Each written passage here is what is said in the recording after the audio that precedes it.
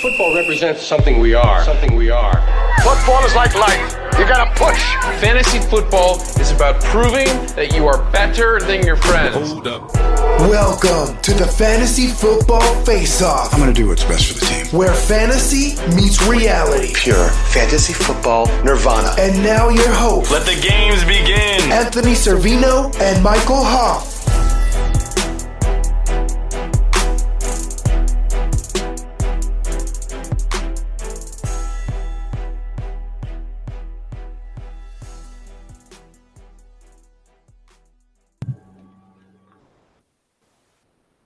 And welcome back to the FF Faceoff, where fantasy meets reality. It is always great to have you with us for an absolutely loaded Tuesday edition of the most dynamic fantasy football podcast on the planet, which is part of the Full-Time Fantasy Podcast Network. And as always, we have a lot to talk about right now. Not only will we discuss the fantasy football impact of players coming off injury, but I will also be joined by Dr. Jesse Morse of the Fantasy Doctors. Ladies and gentlemen, the best in the world! Coming to you live from the FF Faceoff studio at the stormy Jersey Shore. I am your host, Anthony Cervino. You can follow me on Twitter at The Real NFL Guru. And don't forget to follow the show at the FF Faceoff as well. You can find us on all of the top social media platforms. If you're watching us right now in video format, YouTube, Facebook Live, Periscope, Twitter, or Twitch, welcome to the big show. And if you're joining us in podcast format, Spotify, iHeartRadio, Stitcher, Spreaker, Google Podcast, Amazon Alexa, TuneIn, or Apple Podcast, thanks for stopping by. But before we get into the action, here is a public service announcement from His Lordship. Promotional consideration paid for by the following. All right, guys, you know the drill. If you like today's episode and subscribe to the channel, please leave us a comment saying that you have subscribed. And once you're done, we will reply back to as many as we can to show our appreciation to you.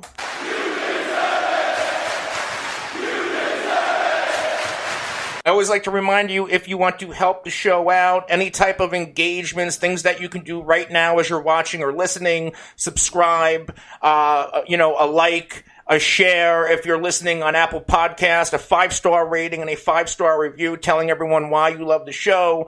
That helps us grow and reach more of you to help you win more fantasy football championships. And one more thing, if you ever want to skip to a certain segment or talking point, go right into the description, check out the timestamps. And if you are in a mobile format, the timestamp links do not work. All you have to do is open up your video or podcast player and scroll to the time you want to go to. And if you are using a YouTube desktop, click on the timestamp. It will take you to where you want to go. This way, you're not stuck listening to the whole show if you don't want to.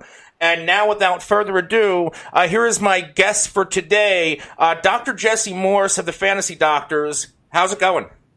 I'm doing great. How are you? I'm doing great. Just got out of the gym a little while ago. Hectic morning. Had to take my mom to the doctor. Very busy, but happy to talk some fantasy football injuries right now.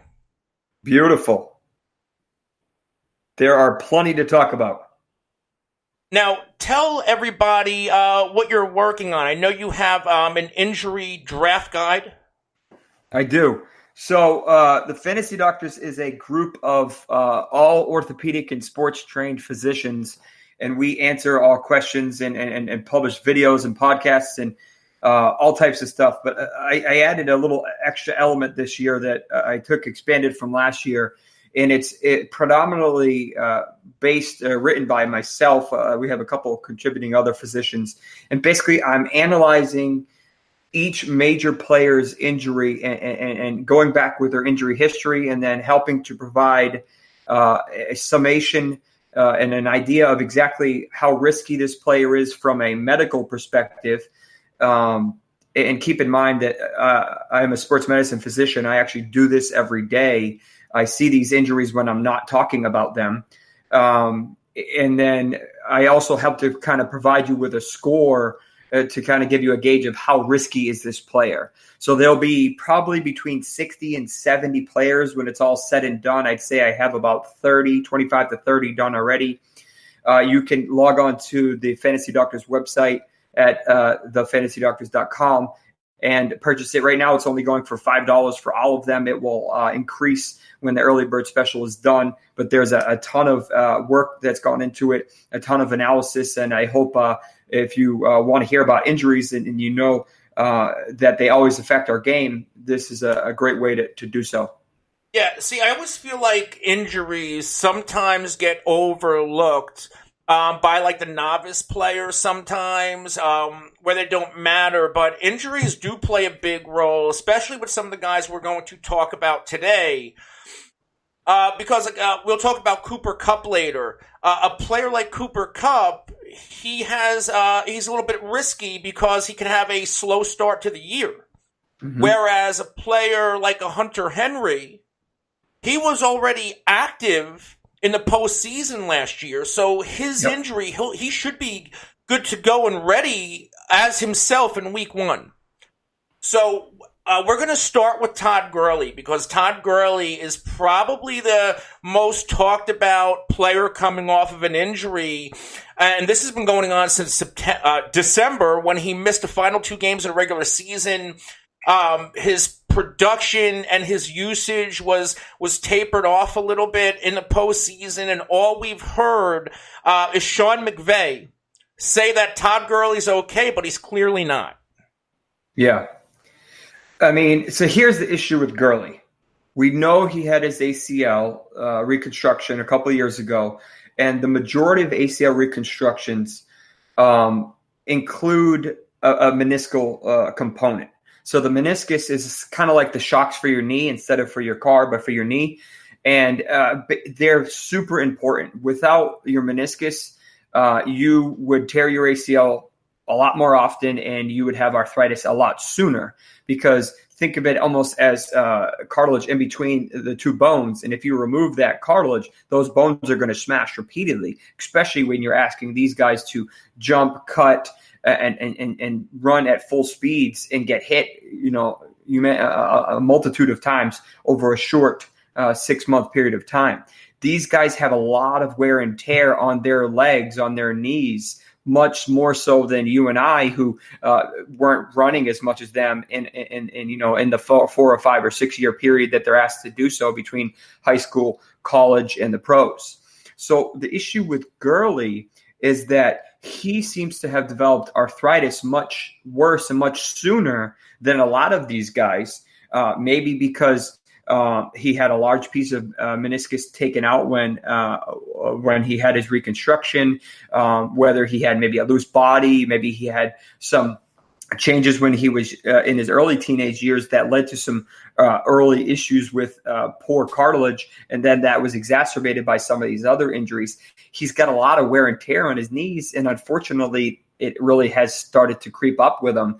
I was very surprised with how they used him down the end of the season. You knew he wanted to be in there, but it just appeared that his body wasn't willing to cooperate. Now, the arthritis, this obviously affects everybody different.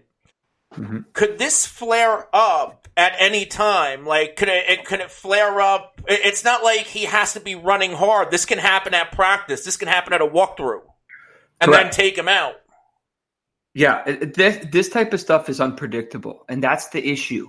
Is that so? If this was in a 56-year-old patient that's just living day to day that I see all the time, I can put a cortisone injection in there. I can put all the J injection, and most of the time they do great. If it's really bad arthritis, then I just say, all right, unfortunately, you need a knee replacement. Gurley doesn't have as many options because he's A, much younger than them, half their age, and B, he's asking his body to do stuff that most of these Americans or most of these people around the world are not asking their body to do. So his options are much more limited, and he can't just keep getting cortisone injections every week. He can't keep getting his knee drained because it's a temporary fix. It's not really going to help. You can get PRP, you can get stem cell, which I do in my office, but in the data's okay on it, but it's not meant to fix. It's just meant to help. And that's part of the issue, is that there's really no good way to turn. Like if this was a minor meniscal injury, like say Sony Michel had, you can fix that, and that's pretty easy to straightforward to deal with. The issue with Gurley is that there's no easy, quick, fast solution. There's no duct tape that you can put on this. That's the problem I have with drafting him so early and tailoring my expectations for him for the future. Right now, his ADP clearly dropped from where it was last year and where it should be if there was no injury. Right now in a fantasy football calculator, he's the 10th running back going off the board in PPR scoring formats, 5th pick in the second round. I have him currently ranked, and I feel like it could be a little bit too high as my RB11, which could be a little bit lower than a lot of experts. How much... am I too high? Am I too low? Where do you feel comfortable taking Todd Gurley, and how do you foresee his usage in 2019? See, here's the issue. It's unpredictable what his knee is going to do. He doesn't even know what it's going to do. So one day he may feel great. The next day he may feel like he's lugging, extra 2 or 3 pounds worth of fluid in his knee. So when he goes heavy for practice for 2 days, is it going to respond 2 or 3 days later for a game? Like, that's the issue that we're dealing with. This is a little bit of uncharted territory because we don't know how bad his knees are. We don't know how quickly he's going to respond. So personally, could he take another 200, 250 touches this year and have a monster season? Yes. Could he also have a knee flare up in, say, week 3 and miss 2, 3, 4 games? Yes. The uncertainty is what's causing me pause. And that's why, while I want to rank him high, I really don't know where to put him. I don't know what to expect. I personally am not touching him because of those uncertain risks. I am kind of handling Gurley almost like how I handled Ezekiel Elliott in 2017, because Zeke was facing the 6-game suspension and his ADP dropped right around where Gurley is going, which, 6 games. So I'm kind of factoring Gurley to either miss 6 games or 6 games worth of touches and production. And that year, despite the 6 games missed, Ezekiel Elliott finished at his ADP, which was right around RB12, RB13. So that's kind of how, I'm advising anybody taking Gurley. If you're taking him with the 5th pick in the second round, that's with 6 games missed or 6 games of production and touches. Even if he plays a full 16, that's with 6 games of touches and production taken out of that. And I think that's the best way to handle Gurley and the best way to look at it. You have to. I mean, obviously, the Rams are invested in him financially. I think they're kind of stuck. And they're regretting that contract. And that's what's playing a role with Melvin Gordon and Ezekiel Elliott and a lot of these other guys. They have a very short half-life for their usually lower extremities for running backs, and that's just the nature of the NFL, and it's unfortunately how it is. The part of the issue is I would love to draft Gurley because I know how much of a beast he is, but at the same time, the draft capital to get him is just not worth the risk when I can get someone with equal amount of maybe floor, but much higher upside, assuming he doesn't have the same injury risk. On to another player that seems to be injured a lot, and that's Carson Wentz, quarterback of the Philadelphia Eagles. He has had one injury or another really since his junior or senior? I'm not sure if he played his senior year, but from his final year in college, then he had the preseason ribs injury in his rookie year in the NFL. Yep. Then he had the knee. Then he had the back. How do you handle a guy like Carson Wentz? So I got a bad taste in my mouth about Carson Wentz. Not him personally. Not him personally. It's the way he was brought back. There's no question he's a stud. Like what he did in 2017 before his injury, he was easily or very good chance he was going to take the MVP. Like there's no question. He was valedictorian. He had a 4.0. He's a very intelligent kid. 40 on his Wonderlic. He knows his stuff. He's very good. The issue I have is, and yeah, he fractured his wrist in his senior year at North Dakota, and that is what it is. And he still got drafted second overall. But the issue I have with him is that his knee injury didn't actually look like much when it happened. I think I was watching the game. But we found out that not only did he tear his ACL against the Rams, right? That play in the end zone. Yeah. He played another play and scored. Yeah, I mean, we're assuming that's when it happened. I mean, maybe it was another time, but presumably that's when it happened. Yeah. And the issue I have with it is, yes, we know he tore his ACL. That's a big deal. But he also tore at least his LCL, which is the what we call the lateral collateral ligaments on the outside of the knee that protects the knee from collapsing outward. This is not commonly injured. The MCL, the one on the inside, is much commonly injured. Usually when you tear an LCL and an ACL, you have to get hit from the inside of the knee, and it has to buckle and twist. When that happens, you also have a tendency to tear either your meniscus, which is about 60 to 70% of the time with an ACL injury, but also something called the posterolateral corner, which is this back part, if you can see my knee, this back part on the outside of your knee. The issue with the posterolateral corner is if you don't properly fix it, your knee will never be the same, just period. The ACLs take about 9 to 12 months. You have your exceptions, Adrian Peterson, so on and so forth, but on average, about 9 to 12 months. You add in the LCL, maybe between 12 and 15 months. You add a posterolateral corner, you're looking at like 18 months. Like, this is a big deal. This is a long time. He came back in 9 months in like 2 weeks or something. So yes, he was medically cleared. I obviously didn't take care of him, or I wouldn't be speaking about him. But I just felt like he rushed back sooner than he probably should have. And I feel like he was never the same player after that. Less than 6 weeks later, we don't know exactly when this happened, he fractured a bone in his back.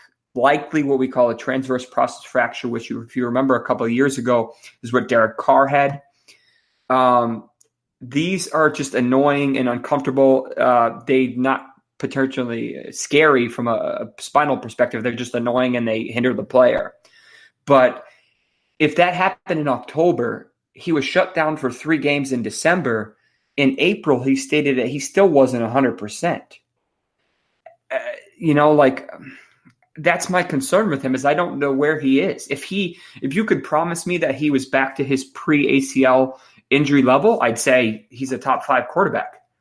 I don't know if you can promise that, though. That's the problem.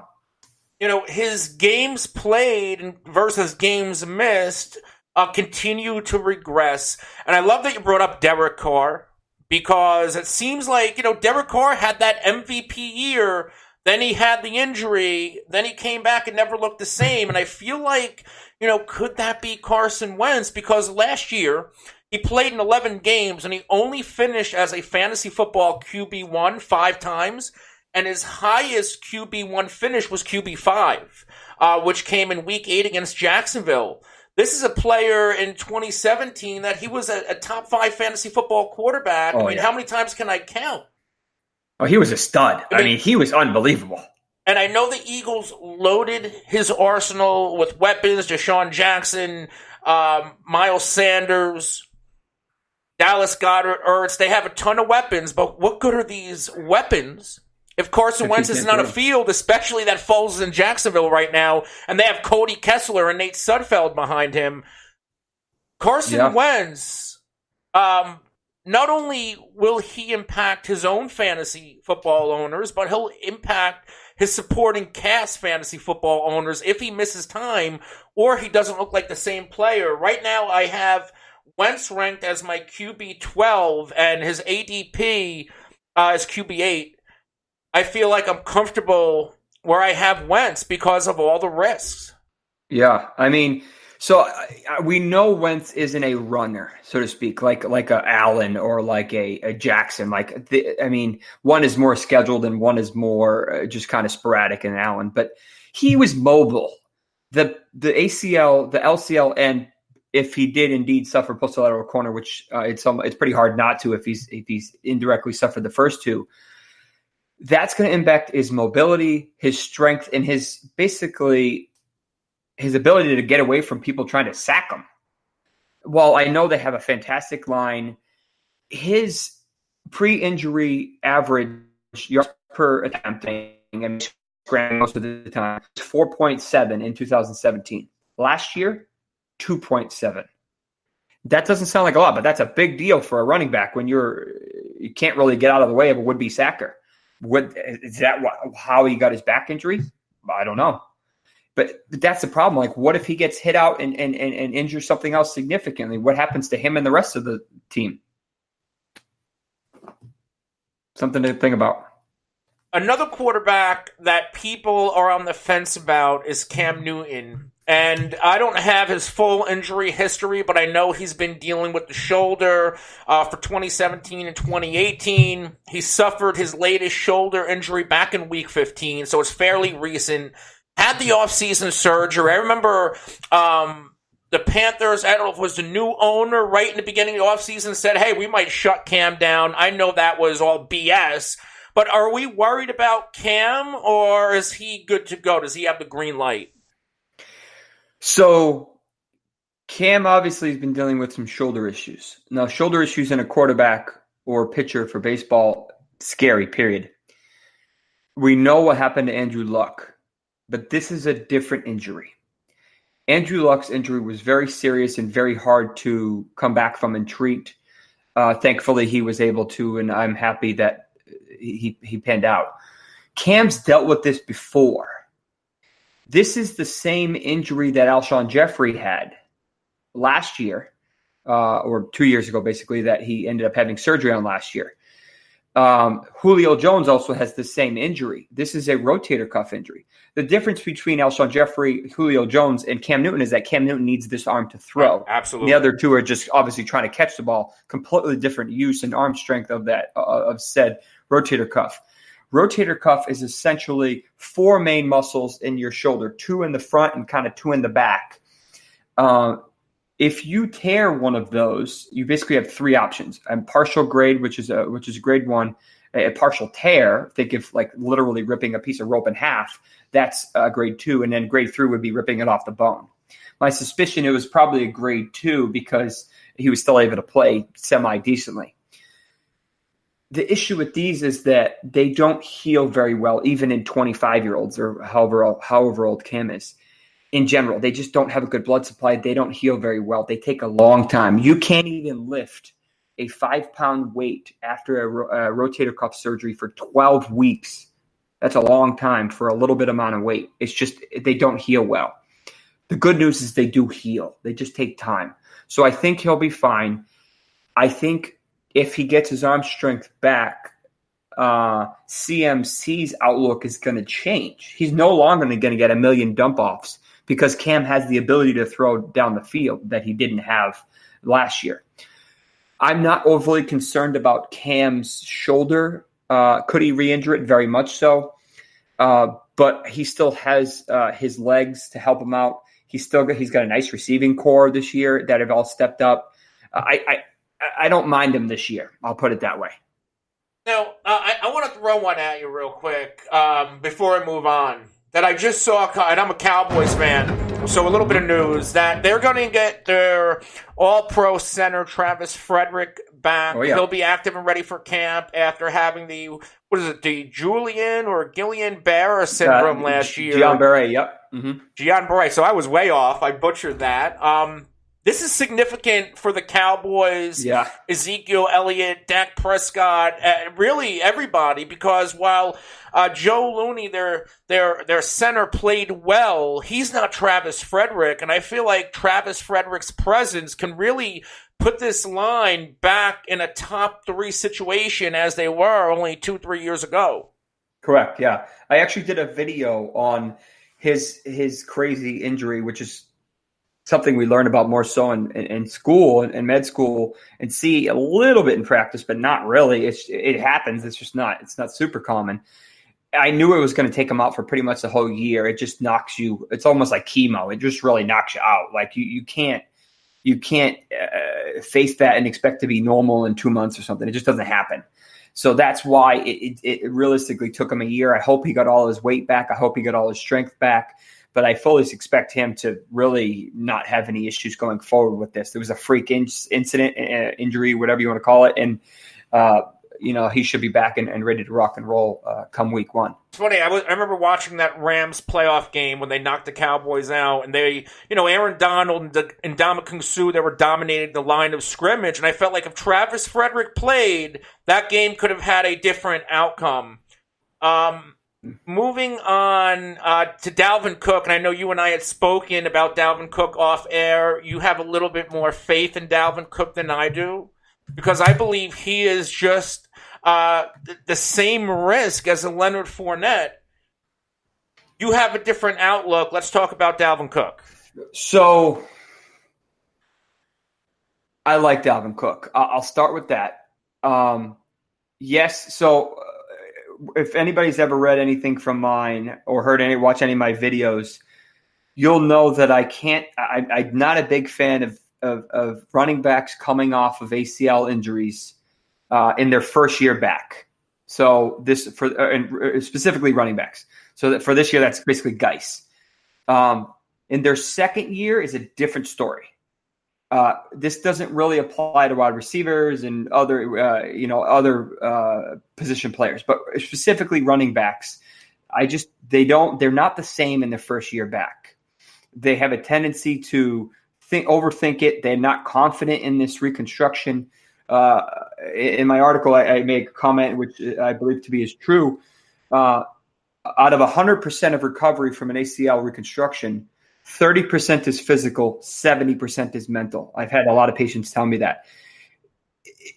Trusting that ligament to do what you're asking it to do while you're running 15, 20 miles an hour and cutting on a dime takes a lot of time, takes a lot of reps. And that's why it takes so long for these guys to truly get back. There is an inherent risk of about 30% to re-tear your ACL or an ACL within 2 years of reconstruction. So it's 21% on the opposite side and 9% of the graph. That's a study that came out a couple of years ago. Why is the other side important? Because that's what happened to Deshaun Watson. So it happens. It's not a fluke injury. And the issue with ACLs is that after the first year, they're usually much better. And as long as they listen to their bodies, they take care of their hamstrings, which is indirectly a protective mechanism for the ACL and for the knee, they're usually good to go. So I feel like Cook has the burst. He has the vision. I just have a good feeling he's going to break out this year, and I'm not overly worried about his injury history, unlike someone like Fournette. Well, Dalvin, he had those shoulder issues in college. And I feel like that's kind of getting overlooked because when we talked about Wentz, he had a few different injuries, but it was always injured. And that's kind of how I feel like if you're going to say that about Fournette, you kind of have to feel that way about Dalvin Cook. Dalvin Cook's going with the 6th pick in the 2nd round in PPR, and Fournette's going with the 5th pick in the 3rd. I'd rather pivot off of Dalvin Cook and take a look at Leonard Fournette almost a full round later. Leonard Fournette, at least in his rookie year, what did he play? I believe like 13 games. He finished as the RB8. We really haven't seen that type of upside out of Dalvin Cook yet. At least I know Fournette can do it. I understand your frustration with Cook and hesitation, probably the better word. Here's the issue I have with Fournette. I think Fournette is more stubborn in his ways, and he is poor in his preparation. I like that. And that is why I'm hesitant to draft him. What happens with he's like almost like a Devontae Parker, because anytime a player has continuous soft tissue injuries, that's more of a preparation and careless. You're not working out enough, right? There is something called a Nordic hamstring. Look it up if you have never heard of it. It's very common in European soccer. It is an exercise that helps prevent hamstring injuries. The problem is it's few and far between in NFL players. and it should be ubiquitous. Every player should be doing these because you will hear about so many hamstring injuries from now till probably week 4 or 5. When these guys start ramping it up, we know they're working out in the offseason, but not to the same extent as they are in August and September. When you go from 70, 80%, which is their perceived max, to actually 100%, you are lengthening those muscle fibers. Lengthen the muscle fibers of the hamstring. They are prone to tearing because they expand over 2 joints. The issue with hamstrings is they don't heal quickly. Even a grade 1 can last 3-4 weeks. So if Fournette only had a grade 1 last year initially, and he truly shut it down, and worked with the trainers and just allowed it to properly heal and came back in 4 or 5 weeks, he would probably not have had a further issue. But he tried to rush back. He didn't probably push it 100% before he got back on the field in real game time. When he did push it 100%, he suffered a re-injury and he went back to square one. Then he missed another 4 or 5 weeks. So for me, my issue with Fournette is that it's more mental for him. There's no question he has the physical ability. I don't think anybody can question that. But these soft tissue injuries have a tendency to linger. If he can get over them, the sky's the limit. But I don't know. I feel like it's too risky for him. That's my issue with him. Yeah, and, back to Dalvin Cook, I agree with you to where this could be a breakout year and the upside sky high. With both of these players, I don't have a high ownership with either one of them until I see them, do it for a full season, or at least give me 14, 15 games. How about a player like Darius Geis? He had the knee, and now he is already suffering from a hamstring injury, which is a normal thing. Are you touching Darius Geis this year, or are you pumping the brakes here and completely fading? No, I don't want anything to do with you know what? I don't often fade an entire team, but I'm probably fading the entire Redskins, which sounds silly. But if their quarterback play is in question, that's a trickle-down effect to everything. They didn't sign Adrian Peterson to ride the bench. Geis is coming off an ACL that was super complicated. If you want to read the article, he had basically 4 surgeries on one ACL indirectly because of infections. That's a red flag right there. I don't know what happened to Alex Smith in his infection risk, so that's a whole new set of questions. They have Love, who's probably not going to play this year. They have Thompson, who's injury prone. Whoa, back up for a second. Bryce Love, you don't think he's going to play? He shouldn't play this year. He might, but he had an ACL tear in January.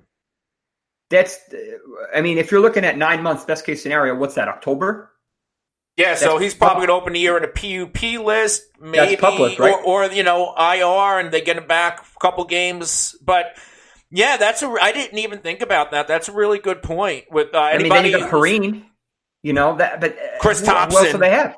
Chris Thompson. Thompson. Yeah, but he's your receiving back. He can't stay healthy either. No, and I talked about him earlier today on a different podcast, and I love him. He's dynamic, but he just can't stay. He's missed 6 games each of the past 2 years. He can't stay healthy.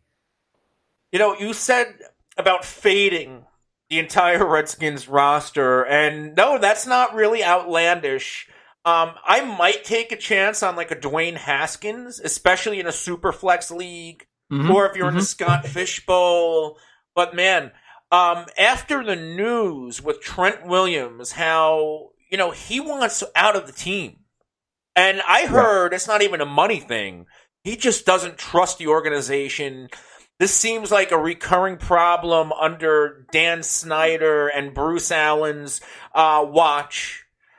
Yeah. You're not far off. If they lose Trent Williams, who was one of the best tackles in the NFL, I don't know how this offense is going to function. Because it's barely functioning now. Yeah, I'm just at a point where I'm like, I prefer players on good teams.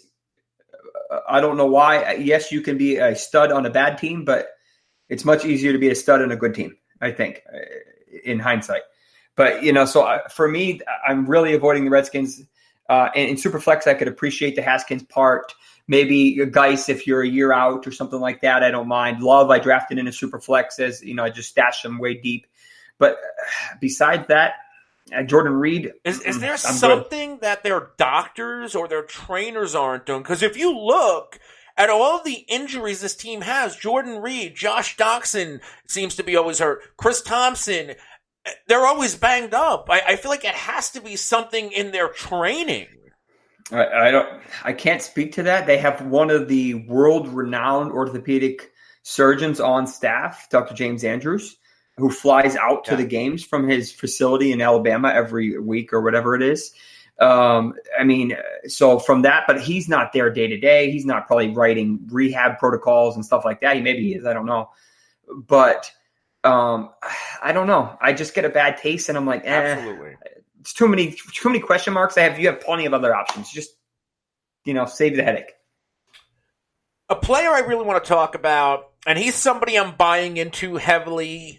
We talked about him at the top of the show a little bit, Cooper Kupp. I believe Cooper Kupp, if we get a full season out of Cooper Kupp, he's one of my breakout players. He should finish as the most productive Rams receiver. He's a versatile slot option that can not only, work the middle of the field, he can also vertically stretch the field. He is Jared Goff's go-to red zone target, and those red zone looks could go up with Todd Gurley, with all the question marks with Gurley. Should I be worried about Cooper Kupp, or is he going to be fine? So the way I look at Cooper Kupp in 2019 is how I looked at Julian Edelman in 2018. Similar position, similar body stature. Obviously, Edelman's a couple years older. Essentially same injury as far as we know. Maybe there's a little more to it, but can Cooper Kupp be a target monster? No question. He was on pace for an 1,112 touchdown season. Okay, that's not Julio Jones, but it's that's definitely top 20. That's an incredible season. But then he started getting injuries. He got a concussion in week 5. There's only so much you can do about that. I don't blame him for that. But then he sprained his MCL in his left knee, cost him 2 games. Okay, give him a couple games. We're talking about the left knee. What happened less than a month later? He tore his left ACL. Was the MCL a predisposing injury to the left ACL? One could argue.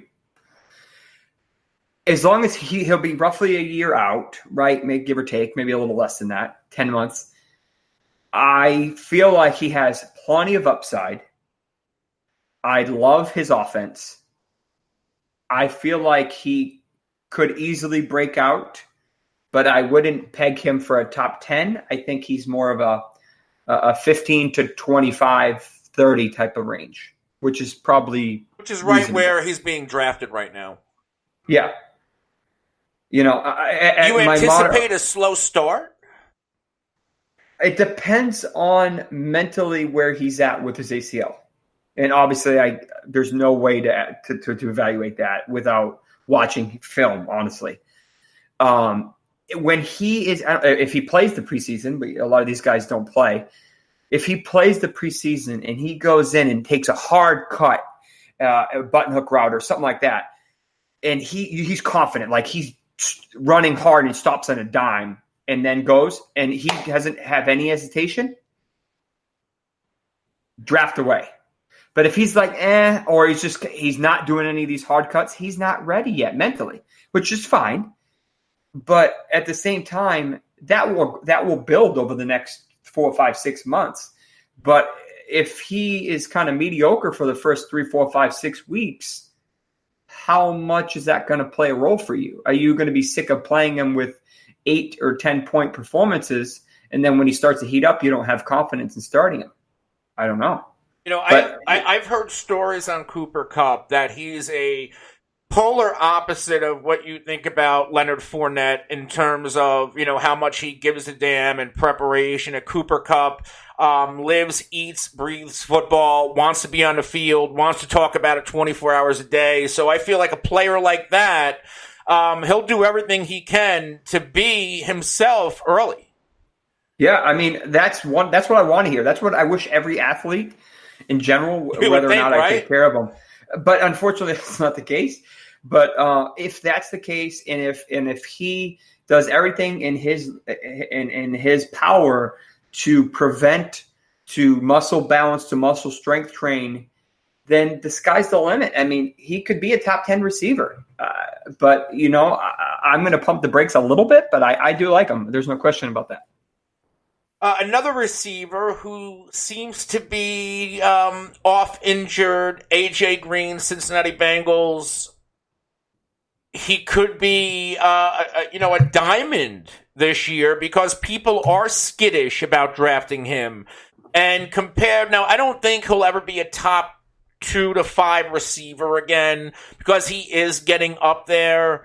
But he could also, finish, maybe top 6 to 10, which is quite a bit above his ADP right now. How do you think A.J. Green will bounce back? So I like A.J. Green. I'll start with that. There's no question he's talented. He was having a really good season last year when it started. Week 8, he started dealing with a foot injury. We come to find out he's dealing with turf toe. What is turf toe? Think of basically jamming your thumb. Now think of that, but on your foot. So essentially your thumb is your big toe. So if you're jamming your thumb, you're going to have a heck of a time pushing off, jumping, cutting, because your toe, your big toe, is the balance center for your foot. You can't hard stop, you can't jump, you're going to have a heck of a time pushing off and even fighting with defenders because you just don't have that. It hurts to do that if you're coming back. So it took him a couple weeks to come back, probably a grade 1. Then he re-injured it in week 13, and then that was it. He ended up having a off-season surgery. Will he be 100%? Technically speaking, yes. But he'll probably be at about 80% of his former 100%, I guess, if you could think of it that way. Okay. I have the utmost faith that they will properly prepare this. He's probably going to wear something along the lines of carbon fiber splint or shoe inserts, like you see in the car, but they're made for your foot.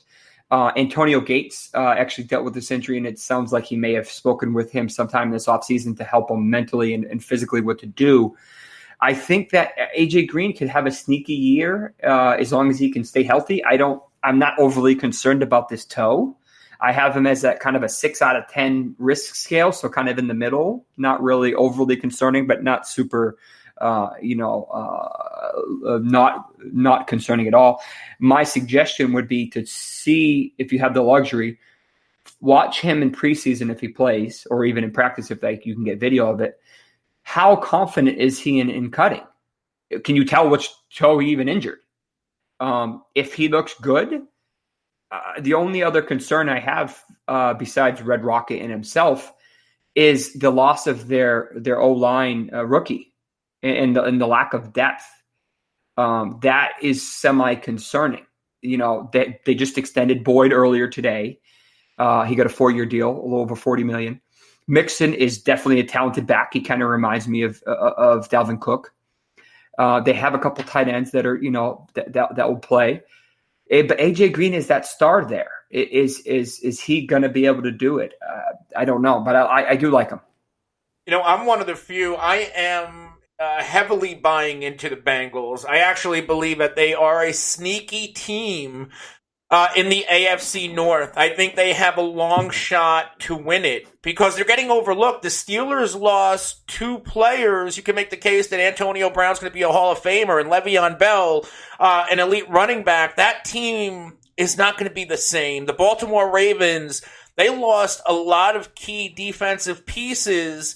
And can they replenish those pieces and play the type of defense you need to play for Lamar Jackson to do what he needs to do? Because it seems like you need a very, very good defense to play Lamar Jackson football and still win games in Baltimore.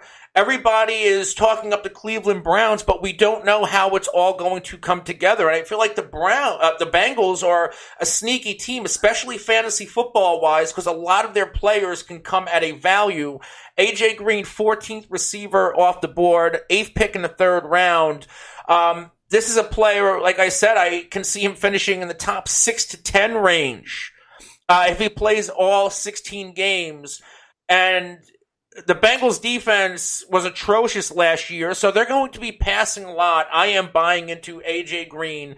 And one last player before we begin to wrap up, Geronimo Allison. Geronimo Allison, I believe, has a ton of upside. He just can't stay on the field. He's another player, began to break out a little bit in about 4 games last year, averaged double-digit fantasy football PPR points, and then the injury happened. I think if Geronimo Allison can stay healthy, he has wide receiver 2 upside. He does. So I like Allison. I definitely want a piece or multiple pieces, if I can, of the Packers offense. Rodgers actually had a pretty significant injury last year that many didn't realize it was as bad as it was. He actually suffered a fracture of the top bone, or the top piece of the bone that makes the bottom part of your knee, in addition to the MCL injury. That may have affected him indirectly. Allison, kind of sneaky coming up. He transferred to Illinois. He was brought on by a practice squad. He ended up missing a game in early 2017 with a marijuana charge. He didn't do much in 17, kind of came on strong early last year. He was at a 15.2 yard per catch, as you mentioned, almost 300 yards, 29 targets, almost 20 catches, 2 touchdowns in 4 games. That's respectable numbers. But then he had a concussion, then he had a hamstring injury, and then he suffered what we call a core muscle injury. The concussion is what it is. There's not much we can do about it. Is he prone to getting another one? Yeah, higher than somebody else that hasn't had one, but not overly high as far as we know.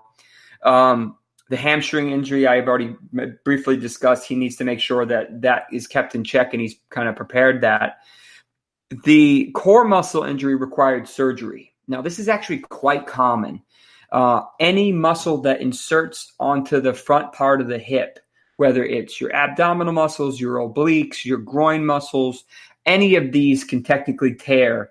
And this is very uncomfortable in any runner who is trying to cut, pivot, twist, like really anything that these guys are asking their bodies to do. The good news is that after you get surgery, you really don't have to worry about it. You're good. The recurrence rate is really low. It doesn't heal well without surgery for some reason, but after surgery, you're good. The question then becomes, is it him or MVS that's going to kind of shine? We know that Allison is going to be more in the slot. Adams is as well. MVS is more of an outside presence. I took care of him at USF when I did my fellowship, so he's definitely really, that's awesome. Yeah, a nice kid.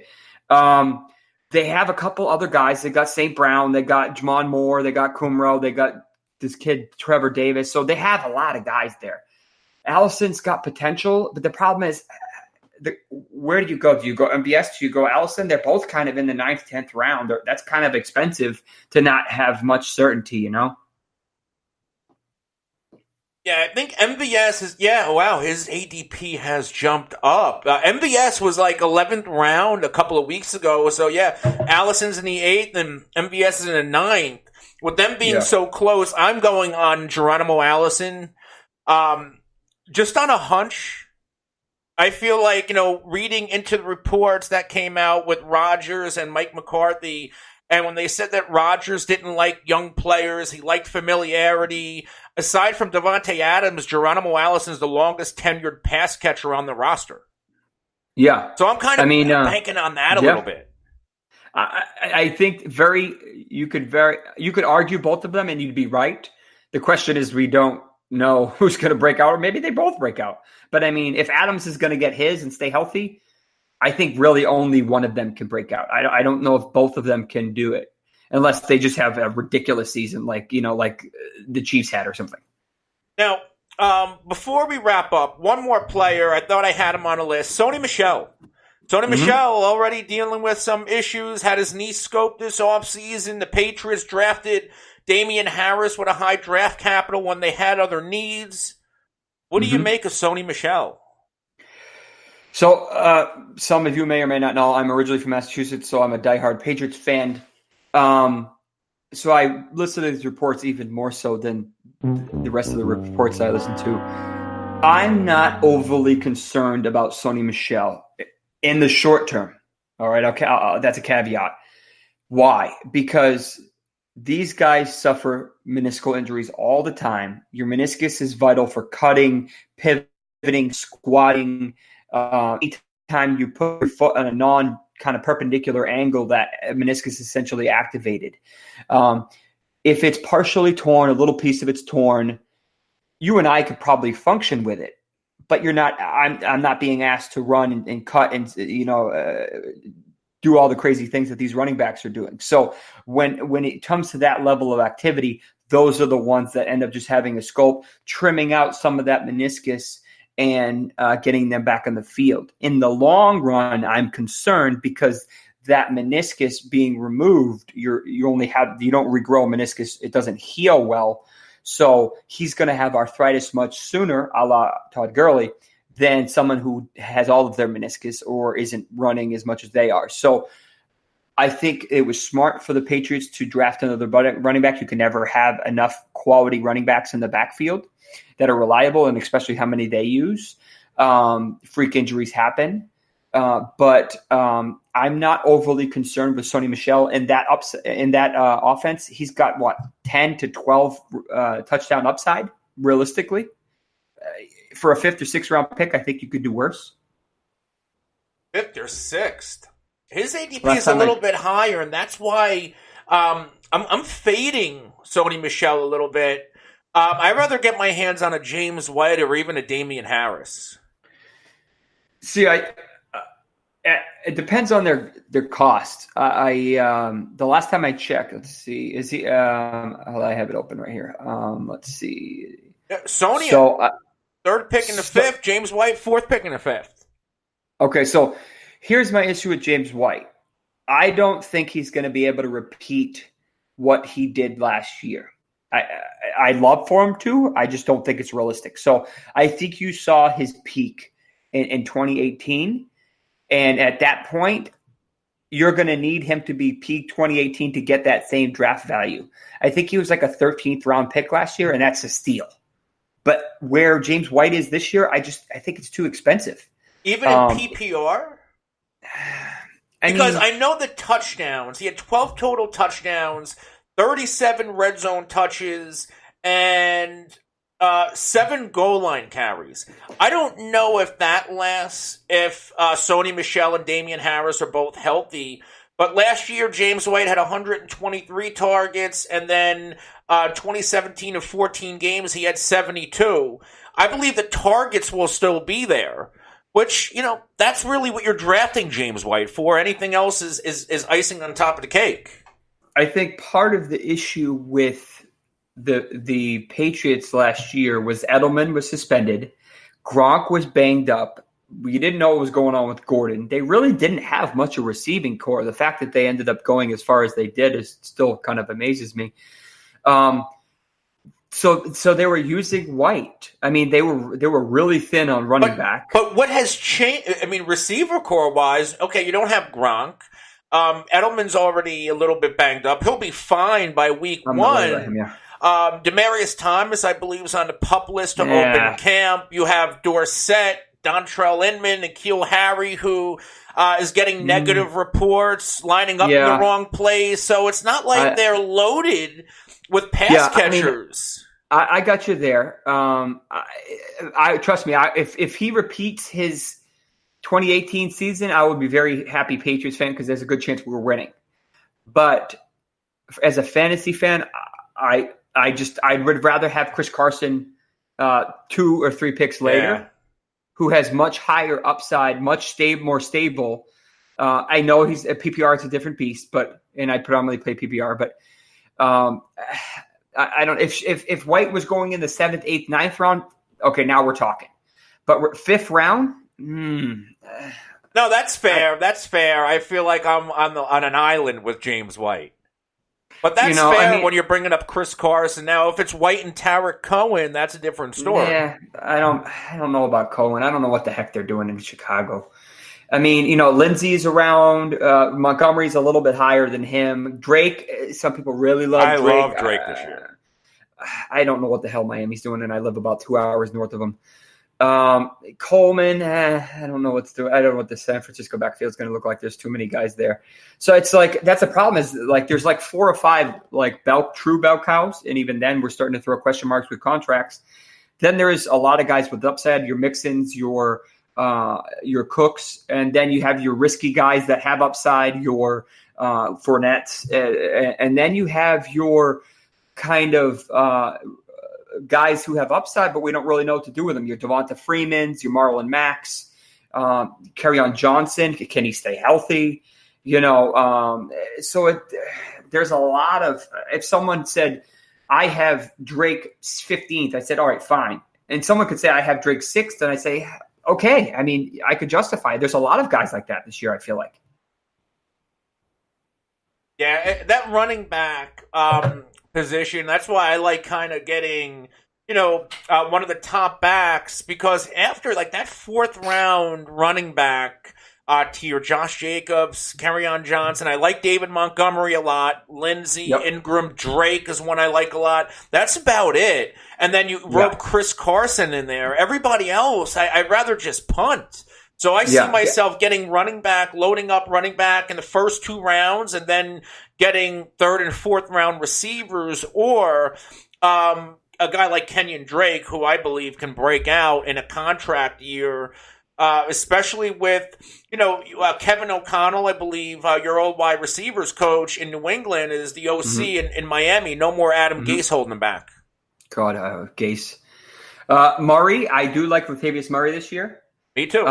Me too. I'm concerned about Sanders just because apparently he can't pass block to save his life. I don't know how true that is, but Ronald Jones, talent, but can he do anything with it? Tampa Bay will probably acquire. See, I've had them pegged to get Shady McCoy or Duke Johnson. By the trade deadline, one of those 2 players will be in Tampa. One of the sneakiest guys in the 8th round range that I do like is Royce Freeman. I think he has basically no or very low injury history. He doesn't have guys going around him. Eckler, who he's good, but he's not Melvin Gordon. And anybody tells you that hasn't looked at the data when one is playing and one is not.